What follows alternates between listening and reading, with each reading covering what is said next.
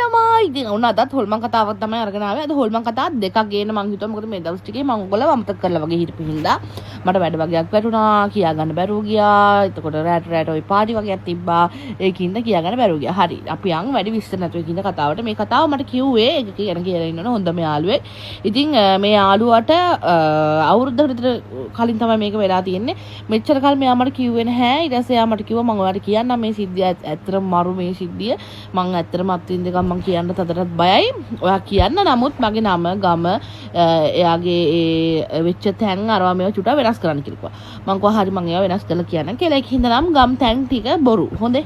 ඉතින් මේ ගෑල් ළමයා අවුරුදු 4කට විතර කලින් මට වඩා වැඩිමල් අවුරුදු 4කට විතර කලින් මැරි කරලා එයා රට ගියා.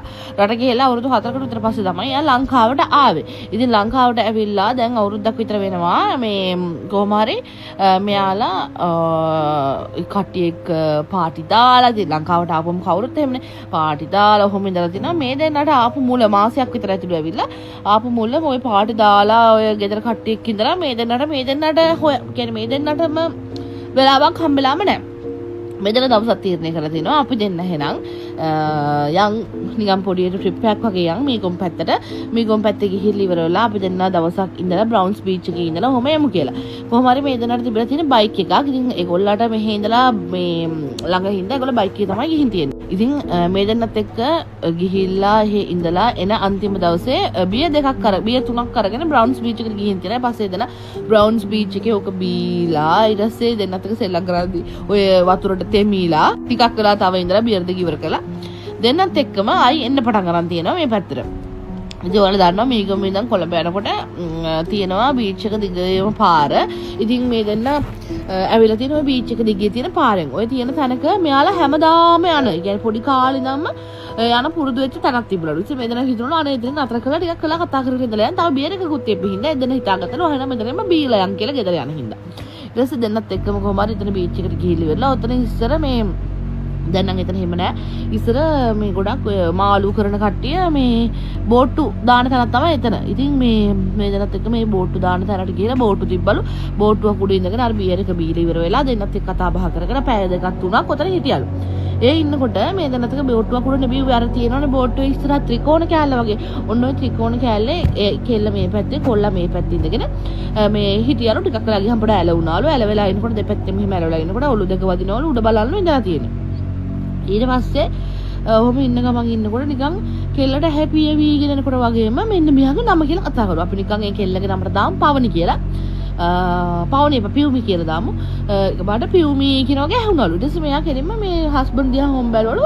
හස්බන්ඩ් සාමාන්‍ය නම කියලා යට කතා කරන්නේ නැහැලු. ඉතින් මෙයා බැලුවලු මේ හස්බන්ඩ් නම කියලා කතා කරන්නේ නැහැ මේ කියලා එයා දන්නවනේ.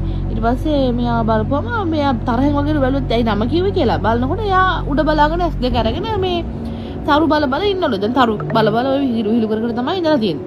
ඊට පස්සේ කොහොම හරි මේ කෙල්ල හිතලා තියෙනවා නිකම් දැන් මේ බියරුත් බීලා වෙරිත් වගේනේ. ඒකින්ද වෙන්න ඇති මට ඕවා හෙන්නේ නැත්තේ. එimhe කියලා කෙල්ල අමතක කරලා දාලා එයත් ඔලුව තියාගෙන ආයි ඉන්නකොට විනාඩි 20කට විතර පස්සේ උන්න ආයි එයාගේ නම කිව්වලු. නෑ යාට තේරෙනවලු මේ හස්බන්ඩ් නෙමෙයි මගේ නම කිව්වේ.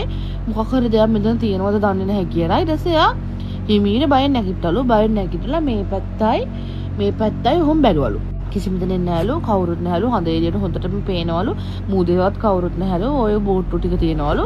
මේ එහෙම අවුලක් නම් පේන්නේ නැහැලු. මෙයා හිතාගත්තලු අනේ මගේ ඔළුවෙන් එහෙන දෙයක් වෙන්නේ නැති ඕක මේ හැමෝම නම කියලා කතා කරනවනේ. ඕක ඔළුවේ ඔහොම තැම්පත් වෙලා තියෙන නිකන් ඇහෙනවද? ඔය සාමාන්‍ය මටත් සමහරක් වෙලාවල් වලට උදේට අම්මා හැරවන්නේ නැහැ මාව.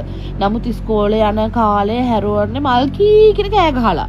ඒක මට උදේට සමහර කරාට මම අවුල් දවස් තියෙනවා. මගේ මනස ටිකක් අවුල් දවස් වලට ඇයි නෑ කියන මනස අවුල් කියන්නේ ස්ට්‍රෙස් වගේ තියෙදි වැඩ වැලි වෙලා තියෙදි උදේට නැගිටින්න උමනාව තියාගෙන නිදා ගන්නකොට මොකක් හරි හිතේ අමාරුවකින් ඉන්නකොට මට ඒ වගේ ඇහෙනවා කෑ ගහන සද්ද ඇහෙනවා මල් කී කියන සද්ද ඇහෙනවා මම අම්මටත් කියලා තියෙනවා මට බේසු තරම් තියෙනවා හරිද ඒ වගේ එකක් වෙන්න තියෙනවා මොකද යාටත් එහෙම ස්ට්‍රෙස් වගේ තිබිද්දී එහෙම ඇහිලා තියෙනවා එයා එහෙම හිතාගෙන ආයිත් ඇලවුණ ගමන් ඔන්න ආයි ඇහුණලු එයා හිතාගත්තලු මේක එහෙම ඇහෙන එකක් නෙමෙයි ඇත්තටම ඇහෙන එකක් කියලා මෙයාට ඇහුණ ගමන් මෙයා නැගිට්ටලු ඒක තප්පරේට හිතුණලු ඊට පස්සේ මෙයා නැගිටිනවත් එක්කම මේ මෙහෙම අනිත් පැත්ත බලනවත් එක්කම මේ කන ළඟින් හුලඟක් එක්ක මෙහෙම නිකන් මෙහෙම අත ගාගෙන වගේ මේ කවුරු හරි ඇහි පියන ගාහන වේගෙන් කළු ගුලියක් ගියාලු මෙයා ඒක දැක්කලු මෙයාට බය හිතුණලු මෙයා ඉස්සරහම හස්බන්ඩ් දිහා බලලා හස්බන්ඩ් කතා කරලා හස්බන්ඩ් නින්දත් ගිහිනලු මෙයා කිව්වලු යන් ගෙදර යන් හදිස්සියක් කියමයි කියලා මෙයා ඊට පස්සේ හස්බන්ඩ්වත් හැරවගෙන තල්ලු කරගෙන වගේ මේගොල්ලෝ තිබ් බයික් එක තියෙන තැනට දුවගෙන වගේ ගියාලු නිකමට පිටිපස්සේ හැරලා බැලුවලු පිටිපස්සෙන් පේනවලු බීච් එක ළඟ ඉඳගෙන එක්කෙනෙක් නිකන් මෙහෙම අත දික් කරගෙන ඉන්න කියාගෙන වගේ අත දික් කරගෙන උඩට කරගෙන මේ කළු බීච් එකේ කවුරු හිටන්න කෙනෙක් බලාගෙන ඉන්නවා මෙයා දැක්කලු. ඒ කියන්නේ කළුවටලු පේන්නේ අත නිකන් මෙහෙම කරගෙන ඉන්නවලු පේන්නේ. ඊට පස්සේ මෙයා කොහොම හරි පැත්තවත් බලලා නැහැ ආයේ මහත්තයත් එක්ක ගෙදර ආවලු මෙයා වෙවුලන්න පටන් ගත්තලු. ඊට පස්සේ පහවදා වුණත් ගනුණලු. මේ ඊට පස්සේ හස්බන්ඩ් කියලා තියෙනවා වෙච්ච දේ ඊයේ මෙහෙමයි උනේ මම බය වුණේ ඒකයි මම මෙහෙම පිටිපස්සේ බලනකොට මෙහෙම මේකක් වුණා. එහෙම කිව්වා හස්බන්ඩ්ගේ මූණ දෙක වෙලා ගියාලු. කොච්චරක් විතර උසට දැක්කේ කියලා හැවලු. එයාලට වඩා මිටියට දැක්කේ කියලා මෙයා කිව්වලු. ඊට පස්සේ තමයි හස්බන්ඩ් මතක් කරලා තියෙන්නේ මෙයාලා ඉස්කෝලේ යන කාලේ එකම ඉස්කෝලේට තමයි ගිහින් තියෙන්නේ. මෙයාලා හොඳ යාළුවෝ. ඉතින් 8 වසරේදී මෙයාලගේ යාළුවෙක්ගේ බර්ත්ඩේ පාටි එකකට ඔය අවට මින්න යාළුවගේ බර්ත්ඩේ පාටි එකට මෙයාලා ගෙදරට ගිහිල්ලා තියෙනවා. ගෙදරට ගිහිල්ලා කොහොම හරි හවස් වරුවේදී ඔය බර්ත්ඩේ පාටි එක ඉවර වෙලා බීච් එකට යන් කියලා කතා වෙලා තියෙනවා. කොහොම හරි මේකට උතර අවුරුදු 14ක් 15ක් වගේ ඇතිලු. ඊට පස්සේ බීච් එකට ගිහිල්ලා ඉවර වෙලා මේ අම්මෝ මම බය වුණා. ඔයාලා දැක්කද මම බය වෙනවා. කවුරු හරි මේ මාල් වෙඩි ගහනවා කොහේ හරි මියුසිකල් ෂෝ එකක්. මොකක්ද මම කිව්වේ? කොහොම හරි බීච් එකට ගිහින් ඉන්නකොට මේ කට්ටිය ඉතින් තල්ලු කර ගන්නවා. එහෙම බීච් එක සෙල්ලම් කරනවා දුවනවා කරනවා. එක එක සෙල්ලම් කරලා ඔන්න හවස 6:00 විතර කට්ටිය නාන්න පටන් ගන්න තියෙනවා. සාමාන්‍යයෙන් බීච් එකේ ඒ හරිය නාන්න සුදුසු තැනක් නෙමෙයි අනුතුරුදායකයි. ඉතින් මේක සාමාන්‍යයෙන් අර බීච් එක ළඟ ඉන්න කට්ටියට එහෙම ලොකු අවුලක් නැහැ. නමුත් බීච් එකට ඉඳලා හිටලා එන කෙනෙක්ට අවුල්. ඉතින් මෙතනට ආපු ළමෙක් ඉඳලා තියෙනවා. එයාලගේ හොඳම යාළුවෙක් කොල්ලෙක්. නමක් මට කිව්වා. එහෙම නම කියන්න හොඳ නෑනේ. ඉතින් මේ කොල්ලා ඉතින් නනායින්කොට හිතපුවත් නැති විදියට දියල් සුලියකට හව වෙලා මෙයාව මුහුදට ගිහින් තියෙනවා. ඉතින් ඒ වෙලාවේ බෝට්ටු ඒ කාලෙත් ඒ පාරු අරවා මෙයා බෝට්ටු බෙදලා කට්ටිය හොයලා තිනවා. ඒත් හොයාගන්න හම්බෙලා නැහැ. දවස් 3කට 4කට පස්සේ තමයි මේ කොල්ලගේ මිනිහ ගොඩ අරගෙන තියෙන්නේ. ඕක ඊට පස්සේ මෙයා එයාට මතක් කළා. ඊට පස්සේ තමයි මෙයාට මතක් කරලා දිනා අයි දෙයිනේ ඕනේ හරියටම අපි එතනනේ හිටියේ. මට ඒකේ වෙලාවේ මතක් වුණා නම් මම මැරෙනවා. හොඳ වෙලාවට මම ඒක මතක් කරේ නැත්තේ මට මතක් වුණේ නැත්තේ. මට දැන් තමයි ඒක මතක් වුණේ කියලා. කොහොම හරි යාගේ යාළුවා තමයි එච්චර කාලයක් ඉඳලා බලාගෙන ඉඳලා මේ දෙන්න ආවම යාළුවට කතා කරලා තියෙන්නේ. ඉතින් මගේ ඇඟ හිරි කඩු පිපිලා ගියා ඔය කතාව හැවුවට පස්සේ මේ තව කතාවක් තියෙනවා මේකත් සුපිරි කතාවක්. ඒකත් ඒ පැත්තේ කතාවක්. ඒකයි හොඳම වැඩේ. ඒ උනට බීච් එකේ කතාවක් නෙමෙයි.